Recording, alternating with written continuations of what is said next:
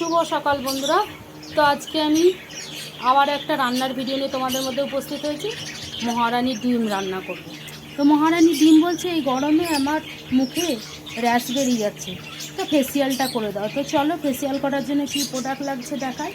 থাকছে দই, স্বাদ মতো নুন, কাজু বাদাম, আদা, রসুন, কাঁচা লঙ্কা, পেঁয়াজ, কালো সরষে, কাশ্মীরি লঙ্কারগুলো, হলুদ গুঁড়ো, পোস্ত আর সাদা সরষে। আর রান্নাটা আমি নারকেল দিয়ে করবো।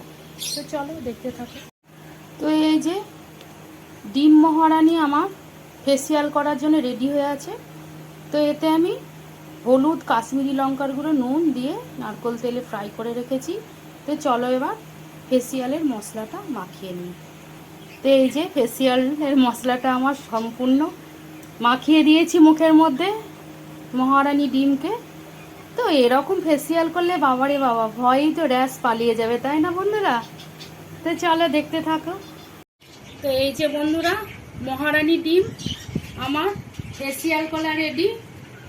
তো একই তো সাদা ধপধপে চেহারা, তারপরে আবার ফেসিয়াল করেছি। তো থালায় ভাত করলে অনায়াসে পেটে ঢুকে যাবে, তাই না বন্ধুরা? তো দেখো তোমরা এইভাবে বানিয়ে খাবে। ভিডিওটা ভালো লাগলে লাইক, শেয়ার, কমেন্ট করো। টাটা।